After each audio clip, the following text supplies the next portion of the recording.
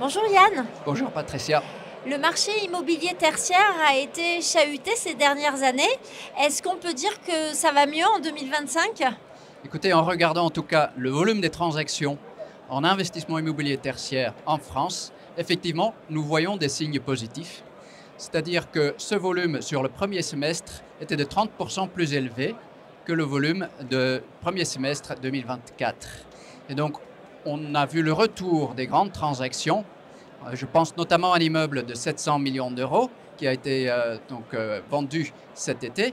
Et donc, c'est un témoignage des investisseurs qui ont de nouveau confiance dans l'investissement immobilier tertiaire.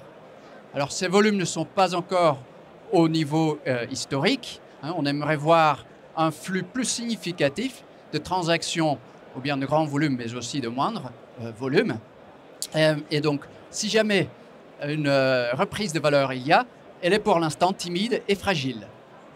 Donc dans ce contexte, est-ce que vous pouvez dire que la classe d'actifs conserve, la classe d'actifs immobiliers conserve encore des atouts? Oui, bien sûr. Donc, je vais parler de la fragilité. Bien évidemment, elle est liée au contexte géopolitique mondial et à la gestion du budget en France. Mais l'investissement immobilier tertiaire peut offrir une balise dans ces moments de tempête, une sorte de valeur de refuge. Surtout que depuis 3 ans, les valeurs ont baissé. Donc aujourd'hui, on est face d'un point d'entrée qui permet d'imaginer donc des performances tout à fait alléchantes sur la durée de placement ou sur moyen long terme. Donc. Surtout que l'immobilier de bureau, c'est une classe d'actifs qui avait été un peu critiquée avec le télétravail. Et donc certains investisseurs sont orientés vers d'autres classes d'actifs. Notre conviction, c'est que justement aujourd'hui, nous sommes en phase d'une période où l'investissement en immobilier de bureau va surperformer les autres classes d'actifs. Donc l'attrait de l'investissement en immobilier, c'est donc d'offrir une diversification vis-à-vis des actions, vis-à-vis des obligations. Et donc toute personne qui cherche à se créer cette diversification, je l'invite de regarder de très près donc GF Pierre, le fonds dont je suis le gérant, pour sa qualité du patrimoine et pour la bonne gestion faite par les équipes Generali Real Estate. Plus précisément, nous sommes à Patrimonia et sur le salon, vous mettez en avant le fonds GF Pierre. Comment il s'est comporté depuis le début de l'année?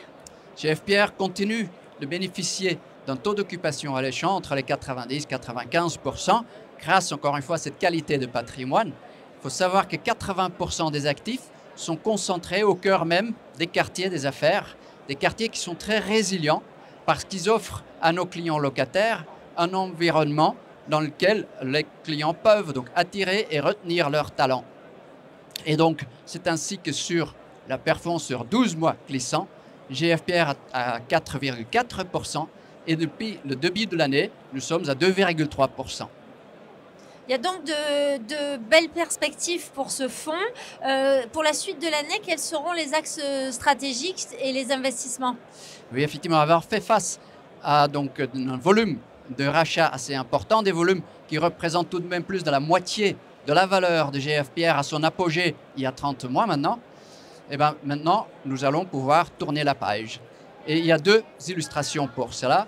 La première, c'est l'acquisition d'un très bel immeuble rue de la Boétie. Donc nous avons acheté non pas en échange de cash, mais en échange de titres. C'est-à-dire que Generali France a augmenté ses fonds propres dans GF Pierre, ce qui est un témoignage de leur confiance dans la performance à venir de GF Pierre.